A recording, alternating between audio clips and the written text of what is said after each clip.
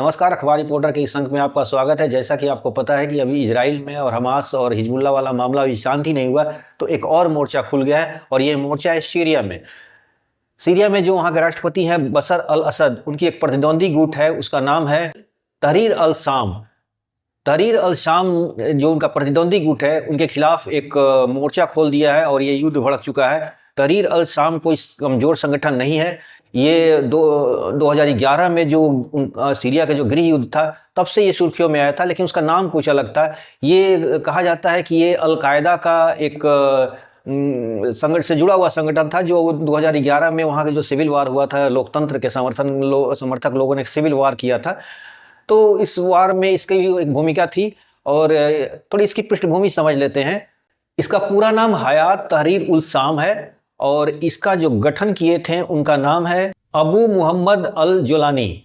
इन्होंने ये अलकायदा से जुड़े हुए थे और बाद में इन्होंने अलकायदा से अपने आप को अलग कर लिया और अपना एक नया संगठन बनाया, उसका नाम हयात अल शाम रखा।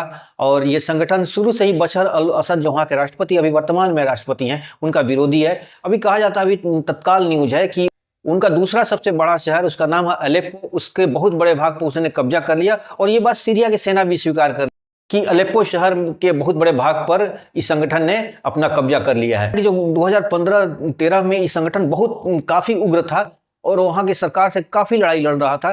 बाद में उसकी सरकार ने ईरान से और रूस से मदद मांगी और ईरान और रूस की मदद से फिर इनको सफाया किया गया और ये लोग मैदान छोड़ के बाहर हो गए।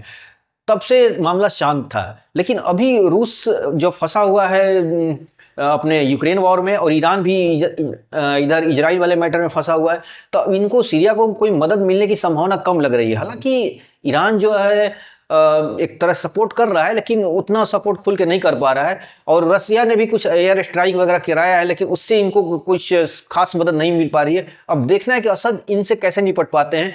ये संगठन अलकायदा से जुड़ा हुआ था। बाद में इनका जो वहाँ के आईएस स्टेट, इस्लामिक स्टेट था, इसके अबू बकर अल बगदादी जो थे संगठन के हेड थे, ये उसमें मदद किए थे। इस संगठन को बनाने में उनका भी बहुत बड़ा योगदान था। जो 2011 में जो वहाँ सिविल वॉर हुआ था, उस सिविल वॉर में करीब 5 लाख लोग मारे गए थे, जिसमें 3 लाख तो सिविलियंस थे जो मारे गए थे।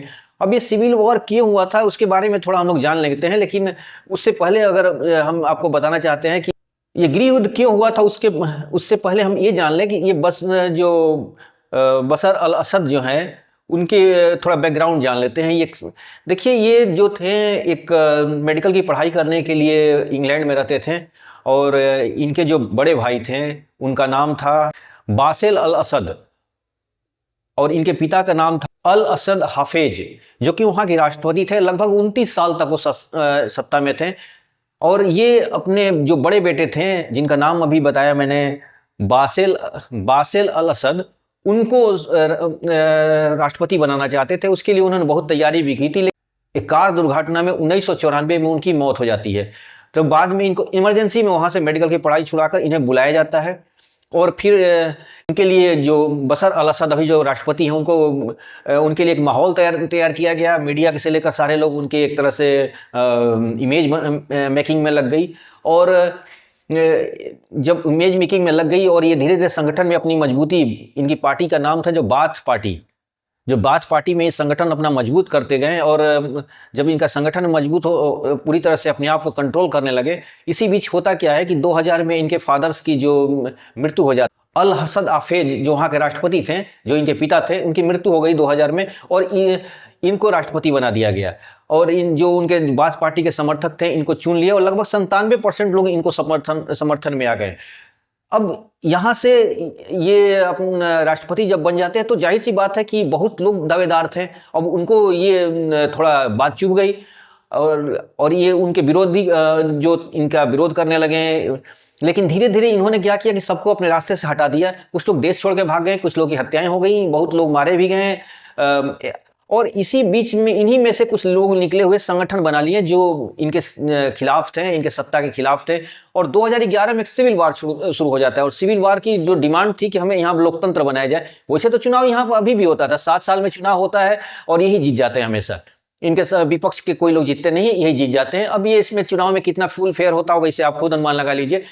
तो 2011 में लोकतंत्र के लिए काफ़ी आंदोलन हुआ, लोगों ने सड़कों पर उतरे, इसमें कुछ फाइटर ग्रुप्स भी बाहर आए और इससे कई संगठन इनके सरकार के खिलाफ आंदोलन करी, खून खराबा हुआ, मारकाट हुआ, सिविल वार हुआ, लगभग 5 लाख लोग मारे गए, जिसमें 3 लाख तो सिविलियंस थे।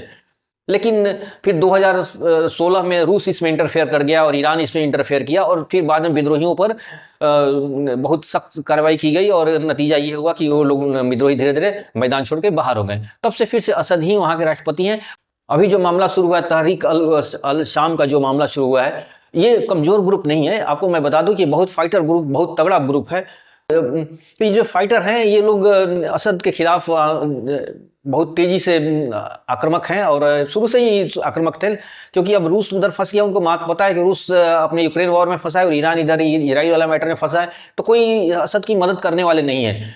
देखिए, जो पश्चिमी एशिया का जो समस्याएं हैं, वहां पर आप देखते हो कि बहुत सारी आतंकवादी गुट वहीं से निकलती हैं। सच्चाई तो यही है कि वहां की जो सरकारें हैं बिल्कुल सत्ता पे चिपकी हुई हैं। कोई 40 साल से, कोई 30 सालों से, शुरू से ही हुआ है। कोई भी सत्ता पे 30-40 साल तक सत्ता बने रहे और वहां पर डेमोक्रेसी नाम की कोई चीज है नहीं। ऐसे तो चुनाव होता है, लेकिन वो चुनाव नाम मात्र का होता है। वो आपको पता ही होगा कि जब जो 40 साल तक है सत्ता पर, वो कैसा चुनाव कराता होगा। इसमें कोई ये, तो इसके विद्रोही गुट पैदा हो गए और ये विद्रोही गुट सत्ता के खिलाफ एक तरह से प्रॉक्सी वॉर लड़ते हैं। उसमें कोई फॉरेन इंटरफेयर भी होता है, दूसरे देश में अपने इंटरेस्ट उसमें खोजने लगते हैं और यहाँ का खून खराबा होता है। यही वजह है, ये पश्चिम एशिया में यही तमाशा हो रहा है, खून खराबा इसके वजह से ही हो रही है।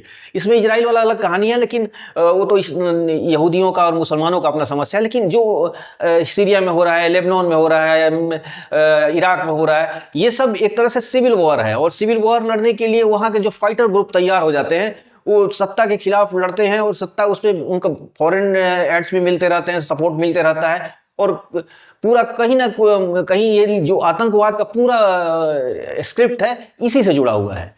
तो असद का वाला जो मैटर है, असद का जो सीरिया के राष्ट्रपति हैं, पहले ये बता दूं, जो असद जो है वो शिया है और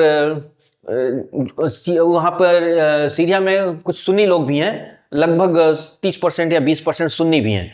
तो सुन्नी लोग शिया राष्ट्रपति को एक्सेप्ट नहीं करते हैं और ईरान जो है वो शिया मुल्क है और इसलिए असद को समर्थन देता है। तो ये कहानी चल रही है। असद राष्ट्रपति बने थे, जैसे बताया कि मैंने, उनके फादर अल असद हाफिज जब वो 2000 में मारे जाते हैं और फिर बाद में ये राष्ट्रपति बनते हैं और राष्ट्रपति बनने के बाद जो मामला हुआ, उन्होंने बहुत सारे लोगों को अपने रास्ते से हटाया, खून खराबा हुआ। तो इसी पर में कई ग्रुप तैयार हो गए सीरिया में और इराक वाला मैटर भी है, वही हाल था। सद्दाम हुसैन बहुत दिन से सत्ता में थे, उनके विरोधी थे, तो वो हटे, तो फिर वहाँ पर उनके जो दूसरे कॉम्पिटिटर थे वो अपने सर उठा लिए, वो लड़ाई लड़ना शुरू कर दी। तो यही आतंकवाद का वो समस्या भी है और भी कई कारण है। चूंकि मैं 10 मिनट के वीडियो में ये पूरा नहीं बता सकता, इसके लिए कई सीरीज चलाना होगा। पूरी दुनिया के आतंकवाद के कुछ अलग अलग कहानी है और सबको एक तरह से जोड़ा जाए तो उसी को आतंकवाद कहते हैं हम लोग। तो इसके बारे में मैं बहुत कुछ डिटेल में बता सकता हूं, लेकिन थोड़ा समय चाहिए और आगे मैं इसमें जरूर कोई सीरीज लाऊंगा। और सीरीज, चूंकि आपका भी सपोर्ट मिलना चाहिए, अगर आपका सपोर्ट मिलेगा तो मैं जरूर इस तरह का मनोबल मेरा बढ़ेगा और मैं इस तरह का इंफॉर्मेशन आपको दूंगा। तो आज के अंक में इतना ही। आगे किसी और अंक में आपके साथ हम मुलाकात होगी। मेरे चैनल को आप सब्सक्राइब कीजिए, लाइक कीजिए और थोड़ा शेयर वगैरह कीजिए। तब तक के लिए बहुत बहुत धन्यवाद। Thank you very much.